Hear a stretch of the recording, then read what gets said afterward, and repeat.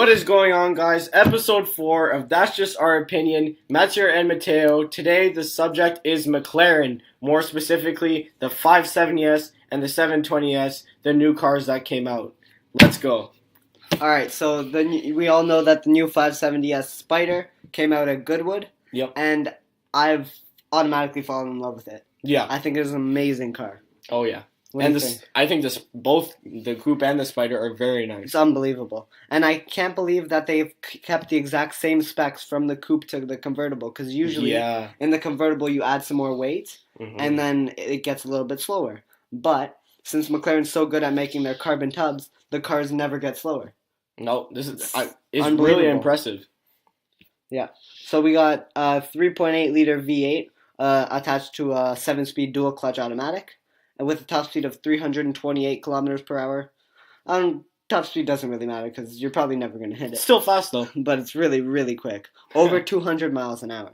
Yeah. Just for reference.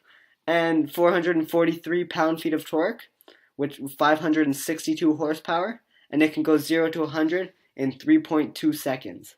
Woo! It's crazy. That's crazy. So fast. So one thing I really like about the 570F, both the coupe and the Spider, is how similar they kept kind of the look of it with the Spider. Almost identical. It looks very identical other than the top half is gone. Yeah. But even with the top on, it looks really super duper close to the coupe. So I think that's one thing that I'd probably look for when a new car comes out and when they have the coupe version and the Spider or just a convertible version in general. See which one looks better.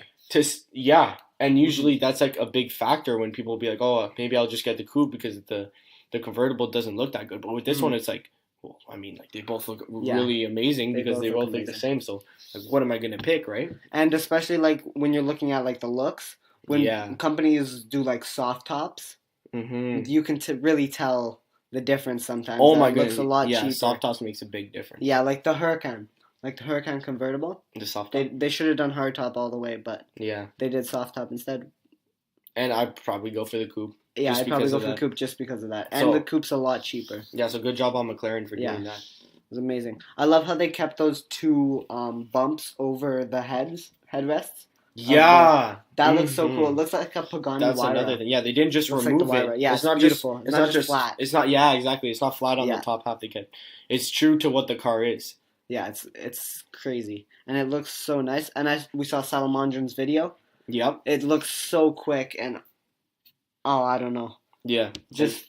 That car was always one of my favorite cars, and now that they've made a convertible which looks so good and is a hardtop, which is a big key point for me, it's amazing. Yeah, for sure, hardtop. It's amazing. So the starting price for the coupe is $210,300, all Canadian prices, and the starting for the Spider is around $270,000. Matteo, do you think these are fair prices for both the cars? I think it's a really, really good price for the normal 570S, but the Spider's a little bit steep.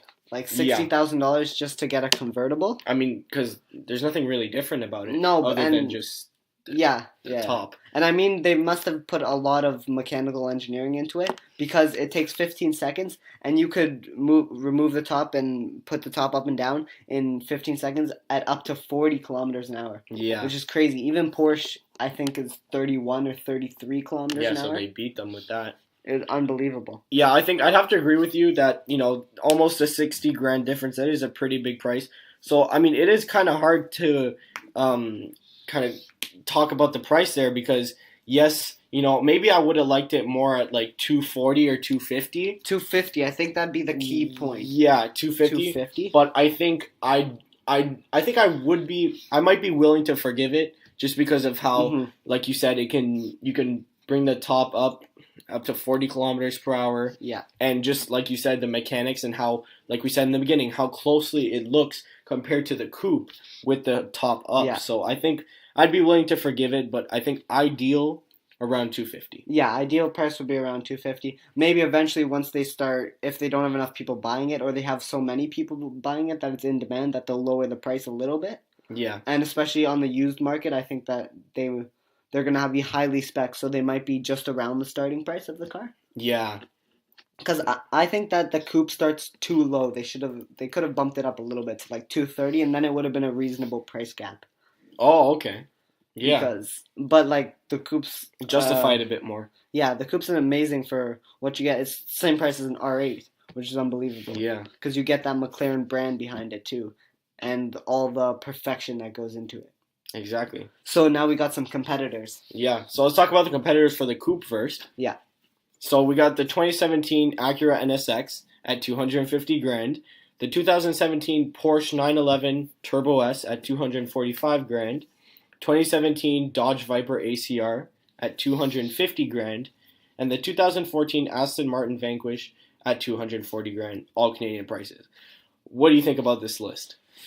I think the list is great. The Viper ACR is a completely different car. Yes. It's still in the list of competitors because it's still around the same price, and it's limited, so I think it might go up soon, or you might have to wait a while for it to go up. It's an amazing car to have. You get a manual and truly all the aerodynamics that go into it. Must be a great car to experience, but I don't know about people going to buy the 570S would necessarily even look at the Dodge Viper ACR. No. Because when people see the Viper ACR, they don't get super excited. They just see a Viper with a big wing. Most people don't know the difference. Yeah, exactly. Aston Martin Vanquish, great car. It's a little bit older, but still, it's an Aston Martin. It's just and a really it's nice. Beautiful. It's just yeah. It's just as beautiful, if not the McLaren's maybe a little bit nicer, but it's amazing. And the Turbo S is always the greatest. You can get bargain for your money. Oh, for sure, yeah. You're definitely getting your money's worth. You're definitely getting your money's worth with the Turbo S. It might be a little bit faster, but you also get the people that just look at it as another 911. Yes. They don't see anything special about it like car guys would. They'd be like, wow, a Turbo S, that's one of the fastest cars in the world. Exactly. But nobody really sees the difference.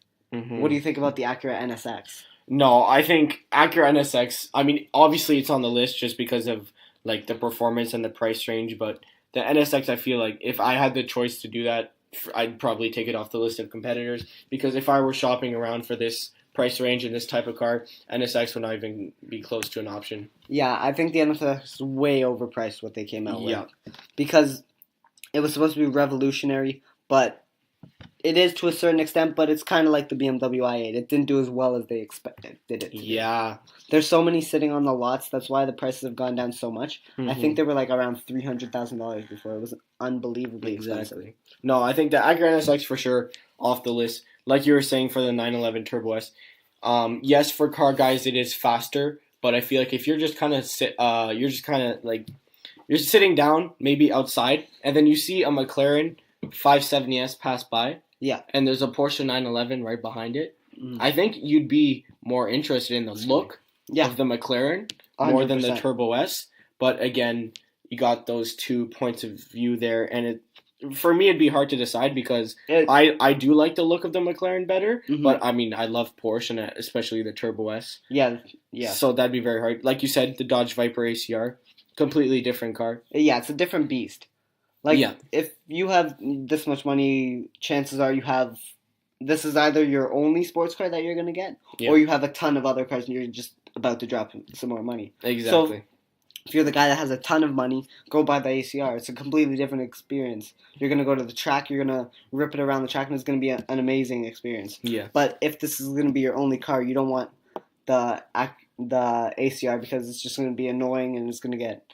Because you're going to have to use your manual and the clutch and everything. If you're sitting in traffic and you're just driving it to work, what's the point? Yeah. You're going to probably go with the Turbo S or the 570S, depending on who you are. Exactly. And then the Aston Martin Vanquish, again, it's a 2014, so it's a pretty old car. I don't think like you said, it is an Aston Martin, but it's a bit older. So I think the real true competitor, if we think about recent as well as price point, I think it'd be the 911 Turbo S. 100%. But again, so those 2 point of views really matter. What would you get? 911 Turbo S or McLaren? Yeah. Ooh. I think the Turbo S is much more functional. Yeah. So, but this is going to be your second car. You have like an S-Class or something really nice just to drive around in the winter because you're probably going to live in Canada. Okay, so the McLaren or the Turbo S as a second car? Yes. But you still have kids. So as a second car, and my first car is already like my everyday car. Yeah, so you already have your everyday car. I think I'd have to go for the McLaren because I have my everyday car, which I think if I were only to decide for one car that I have, the Turbo S against the McLaren, I'd have to go with the safe route and go in the Turbo S because, like you said, live in Canada. But if you're saying a second car and I already have like my kind of safe everyday car, I think I'd do my McLaren because I'd have my car for every day, and then maybe like on the weekends or anything, I'd have my McLaren and I could go drive that around, and that'd be a different experience. So in that point of view, yes, I'd do the McLaren. But if I were to pick only one car as my only car, probably the Turbo S. Yeah, I think the Turbo S, eventually you'd get bored of it because it wouldn't be so much different from the car that you have now because it's still so usable and so user-friendly. Like, you drive it on weekends and it wouldn't be an occasion, but if you take out the 570S, you'd be excited every time you drive it. You get a nice bright color. Exactly. Yeah, I mean, like, the price for the 570S Coupe at $210 and the price for the 2017 911 Turbo S at $245. Yeah. That is a pretty big difference, but again, the functionality of the Turbo S does make up for 100%. For the price. Plus, you could also find like Turbo S's that are a couple years old for under $200,000. Exactly. So they're very good on both the new and used market. And of course, the 570S Spider. We got a lot more competitors for those too. For that. Yeah. All right, so we got the 2017 Porsche 911 Turbo S convertible. Again, going back to the Turbo S. A 2016 Ferrari California T at $260,000, 2013 Ferrari 458 Spider at $300,000, 2015 Bentley Continental GT $240,000, 2014 Mercedes-Benz SLS AMG convertible at $240,000, 2017 R8 Spider at $205,000, 2017 Mercedes-Benz S63 AMG at $210,000. Yeah. Quite the list. That's quite long, yeah. Yeah. So, if you had to take out two cars from that competition list, what would it be and why? I think the 458 Spider, just because it's a 2013 and this McLaren is a 2017, so I think although the 458 is an amazing car, I think 2013 is just too big of a difference in terms of age. Yeah. And then again, it's more expensive. And it's more expensive. Yeah. And again, because of age, the Mercedes-Benz SLS AMG convertible, the 2014. Yeah. Because again, I could go for the S63 AMG, which is a 2017. So that and I think one of the SLS selling points at the beginning was the gull-wing doors, and with the convertible, you don't get those. Exactly. Yeah. That's one of the issues that I think was with it. That's why the coupes are selling for so much more now. They're actually appreciating because of the gull-wing doors.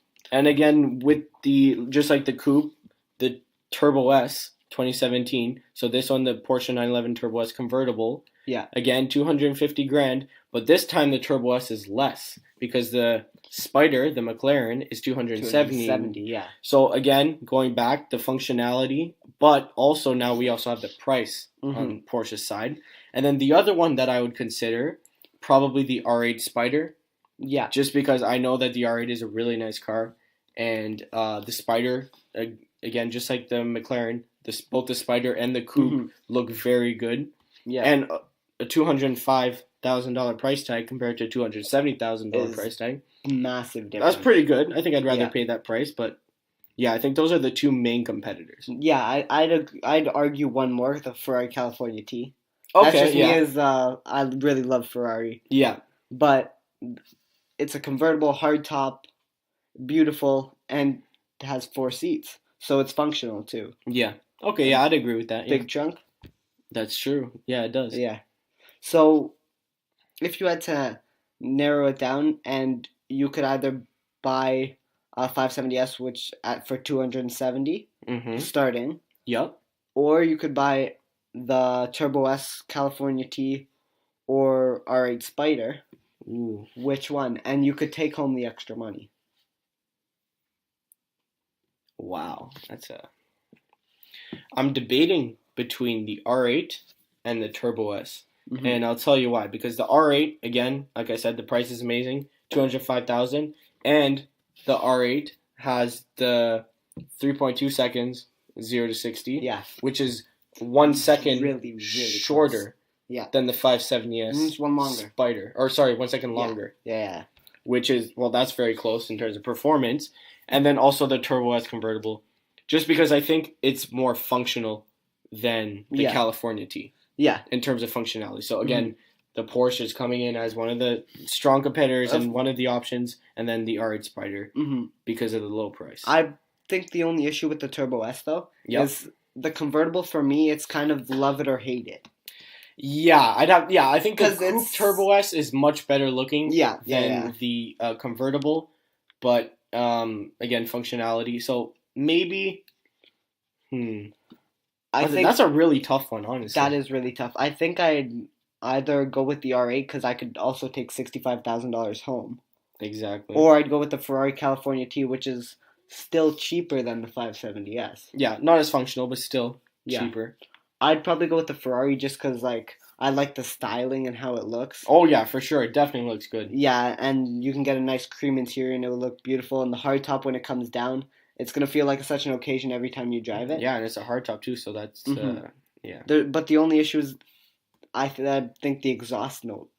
Because apparently, from all the videos I've watched, it's all muffled. And if this is your second car and you want to use it for occasions, you're going to have to... It's got to sound good. Upfront some money.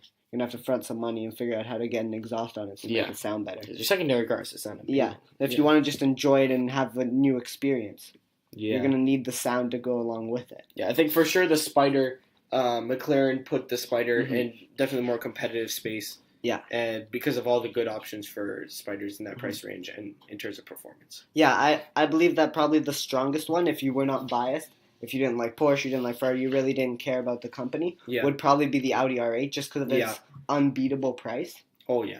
There's nothing in the category that can compare. And the looks also. Yeah, and it looks great.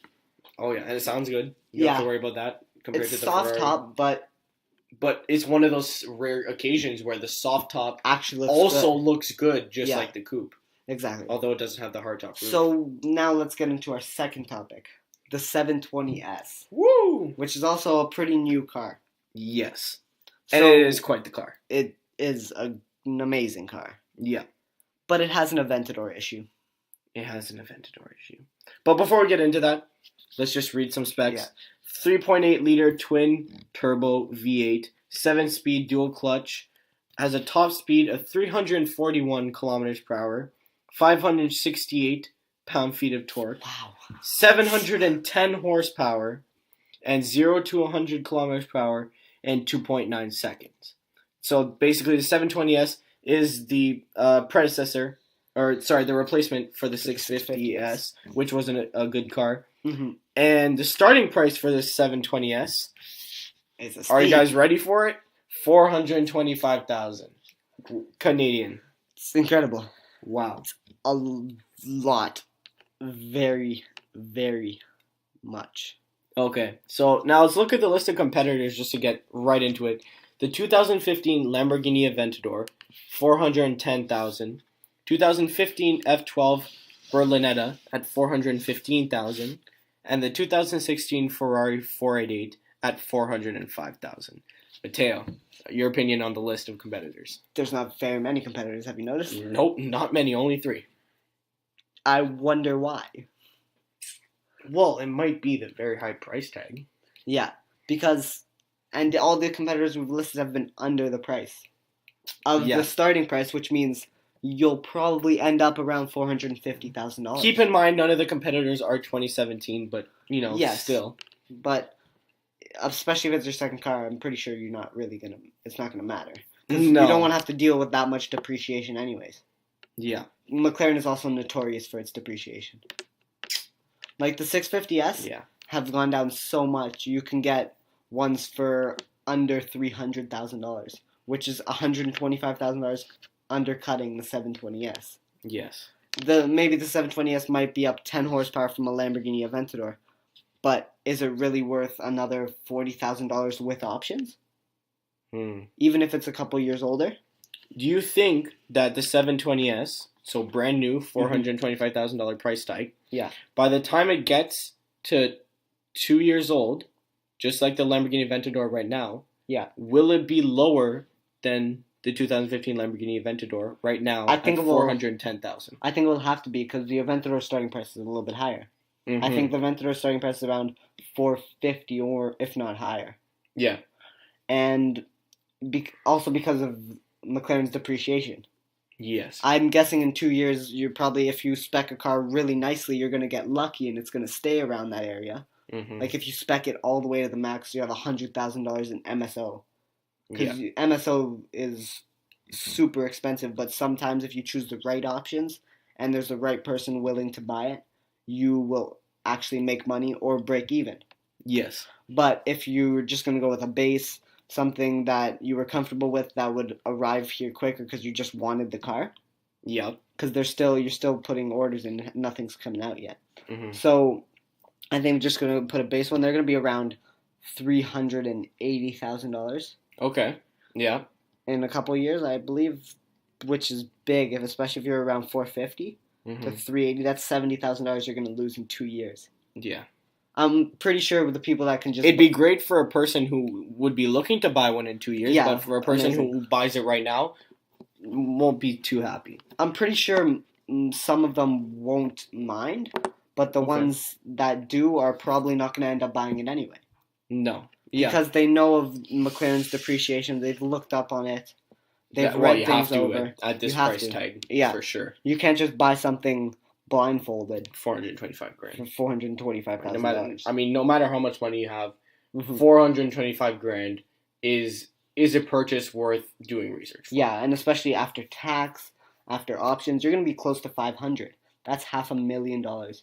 Even to somebody who is worth $1 billion, that's still it's still a purchase you definitely have to think about. Yeah. And then the 2015 F12 Berlinetta and the 2016 488. What do you think about those compared to the McLaren? I believe the F12 was always a little bit overpriced. Okay. But because it's one of the only cars with a front engine V12, rear-wheel drive 2-seat configuration. It is more functional. It is very functional, and it would stay around that price because there's nothing else to compete with it. Yeah. Like, if somebody wants a front-engine V12. Lamborghini is mid-engine, everything else is mid-engine. The only other front engine is the Ferrari FF, but that has 4-seat configuration, and that's like a hatchback. But I don't think the F12 would really be competing with the 720S in terms of like performance. I think the 720S performance, the 720S would have a beat. The only thing that would really compete would be the 488 and the Aventador. Yeah. So if you were given the option today to spend, we're going to say $450 to get a 720S in 8 months. Okay. Or you could go ahead and buy one of the 3 competitors that we have found today. What would you do? Yeah. Honestly, I think that's a really hard question to answer.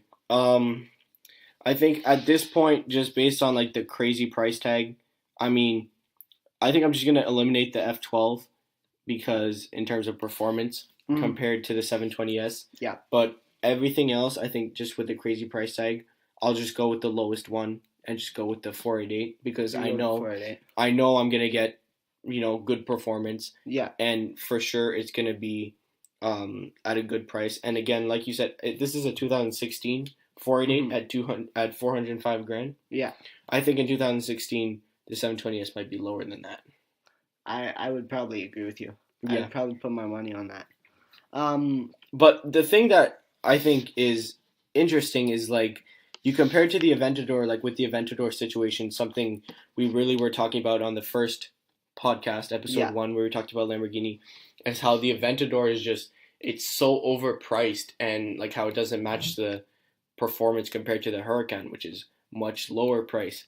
I think the 720S, if you look at a 2017 Aventador in terms of pricing, they're super expensive. It's around $600,000. Yeah. Almost $700,000 depending on what you get. Oh yeah, 100%. So you're talking minimum $600,000. Especially when the new Aventador S's are coming. Oh yeah, gonna be a close $650,000. And this 2017 720S, which is I think better in performance, but still competition at $425,000. Yeah. If you're comparing it like that, that's like 720S easy. But I think what they did was they really found a way to take like that Lamborghini aspect of the Aventador and bring down the price. which is what Lamborghini should do with their Aventador. Again, what we talked about in the first podcast. Yeah. But I think they're very close. I think if this car was maybe high 300s, maybe they would have achieved that ideal area of like we were saying, Aventador lower than the Huracan. They would have destroyed everything. This would have been like the ultimate. This car would be the bargain. So many orders. It would be a bargain supercar. And I think that'd be a really cool goal for McLaren to try to go for, is to try to get that ideal price range. Just like, I mean, Lamborghini has made that mistake. Yeah. And we were discussing how that needs to be changed. I mean, in terms of pricing of the Aventador, we haven't seen much of a change. No. But in terms of quality inside the Aventador, it's going to change somewhat justifying the price a little bit. We have seen that. So I think if McLaren keeps going like this and is able to get the 720S or their car of that caliber to a lower price, that'd be amazing. Yeah. If I was going to choose one, I'd probably go with the Aventador. Yeah. Because you know how we're saying they're starting off probably 600,000? Yeah. In 2 years, they lose $190,000. Yeah. I know that's going to be safe for a couple of years with almost no depreciation. That's because of the huge because drop. of the huge drop that it just has. Yeah. It can't depreciate anymore. Especially not at the same rate that it does right at the beginning. Yeah. So I think we're going to end that off there. Yeah, I think that was very Comment below what company you want us to talk about next. Remember to like, subscribe, and tell us your opinions about these cars. We'll see you on episode 5.